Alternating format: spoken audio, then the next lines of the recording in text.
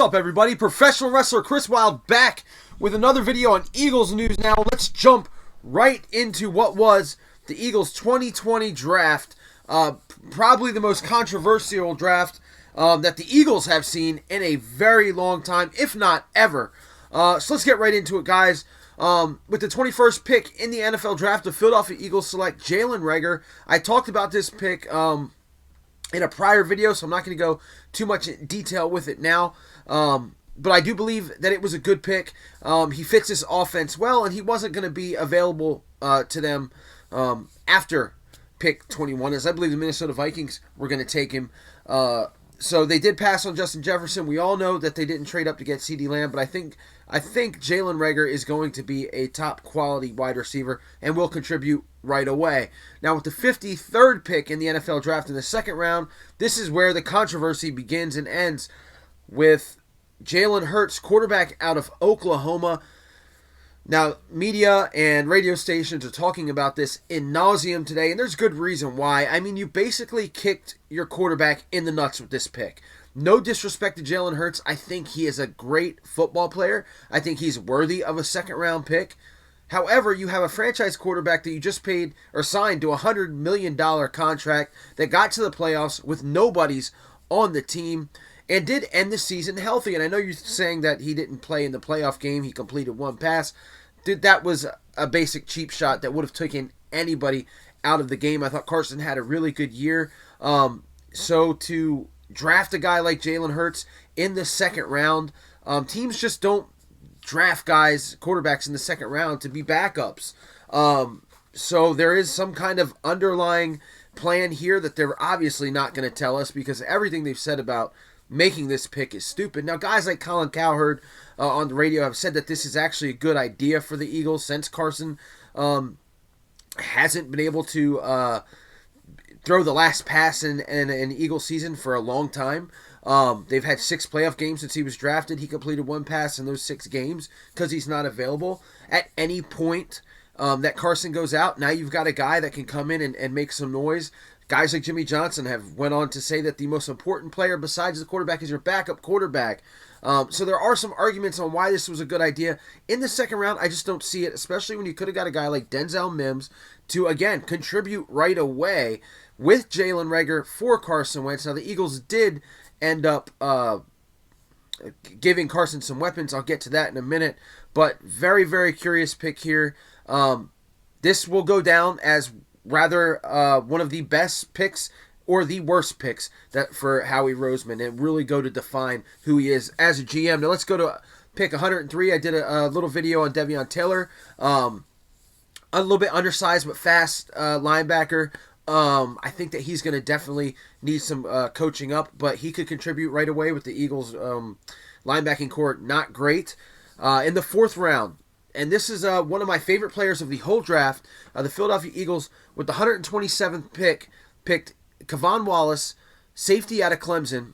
Now, look, the Eagles have had some luck, not luck, but have had some great history with safeties out of Clemson. Number 20, Brian Dawkins being one of them. And Kevon Wallace actually roomed with Brian Dawkins' son. This dude, to me, could end up being the steal of the draft. I'll probably do a separate video just on him, so I don't want to get too much I don't want to talk too much about him in this one, but I do believe that he's going to be the eventual Malcolm Jenkins replacement, and I think he will live up to that. And I'm looking around at draft grades for the Eagles, and no one's really mentioning this guy, which I don't understand, because I think he's a really good player. So let's go to the second pick in the 4th round. At 145, the Eagles got some offensive line depth by drafting tackle Jack Driscoll out of Auburn. I'm gonna be honest, don't know much about this guy. Have read up on him. He's got good athleticism and should end up being a solid backup. He's got experience at left guard and right tackle. As much as I absolutely think that the Eagles' offensive line is one of the best in the league, we do know that they have had guys go out. Like Lane Johnson, have had guys go out for injury the past couple years. The depth is very important for them, and I think this guy will be able to contribute in that area. A lot of people are saying that he's good enough to possibly start at left guard. We'll see. 5th round, Eagles select at pick 168, John Hightower. Now, it was at this time where despite liking Kevon Wallace and being okay with Driscoll, the Eagles had traded with the Cowboys. They traded their third, fourth round pick with the Cowboys, and I was at this point ready to just give up because it seemed like a joke to me. Cowboys get a center with medical issues at that, but whatever. But the fact that at this point they had not picked but one offensive weapon for Carson Wentz, it infuriated me, and I was about to jump on here and start bashing Howie Roseman right away because it just didn't. I couldn't understand how you need weapons. You've only drafted one wide receiver. You've only added one weapon this entire offseason, and then you trade your pick to a division rival, the stinking Cowboys. I was ready to go nuts. And then it was at this point that before Hightower was picked that the Eagles traded with the 49ers. They basically swapped 6-round picks, and they got Marquise Goodwin. I also gave my opinions on Marquise Goodwin in a prior video. If healthy, this is a good pickup for the Eagles, and they got him for pennies, basically. Again, switching 6-round picks, and then reworked his contract. I think it's like $1 million a year. If this works out and this guy can stay healthy, and he's not going to need to be a 1 or 2 wide receiver for the Eagles, he's going to be able to come in during certain spots. This could be a big and good pickup for the Eagles. Another veteran wide receiver, and he is fast. One of the fastest guys in the NFL by far. So, speaking of fast guys, at 168, they picked John Hightower, wide receiver from Boise State. Reading up on him and watching some film on him, it seems like he is a very underrated wide receiver. The guy, to me, he's 6'2".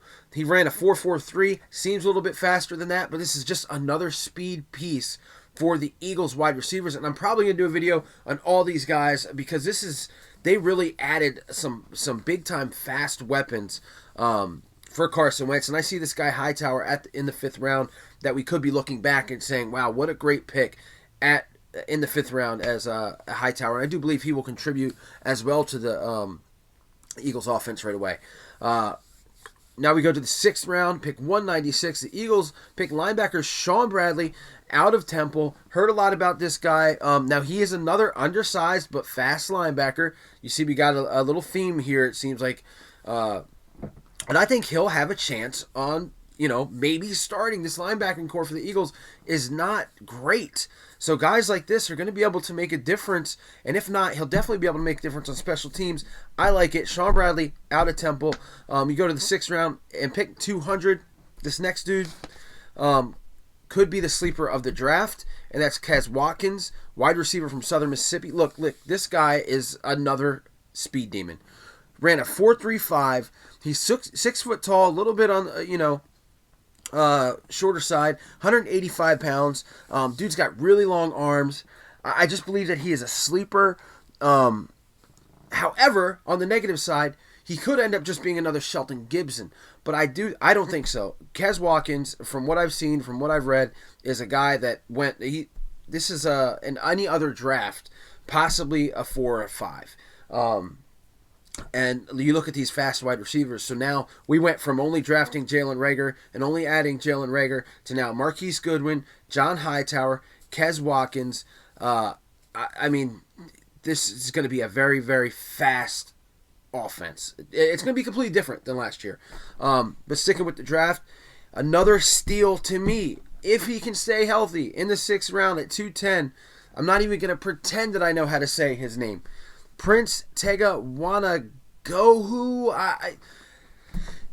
offensive tackle from Auburn. Again, another depth piece for the offensive line. Now he fell. A lot of people had him as going in the 3rd round, but he fell because of medical issues with his knee. I have that basically. The best case scenario for this guy, if not starting, is to be a good swing tackle for Andre Dillard or Lane Johnson to spell them. Very versatile offensive lineman. Again, health. If this guy is healthy, he will be a huge steal for the Eagles. And then they finish the draft, round 7, pick 233 with Casey Toohill, defensive end from Stanford. I mean, a lot of guys are excited about this dude. I see him as basically a special teams guy. He's a situational pass rusher. He needs to be a little bit stronger to be a defensive end in the NFL, in my opinion. So I don't know. I mean, this guy might not even make the team, but going around and reading some things, a lot of people are excited about this dude. So who knows? We'll see. At the end of the day, grading a draft is kind of silly because you just never know. Look at the Cleveland Browns. How many great drafts have we said that they've had? How many A-plus drafts have they had in the past couple years? And they're still the Cleveland Browns and can't make the playoffs.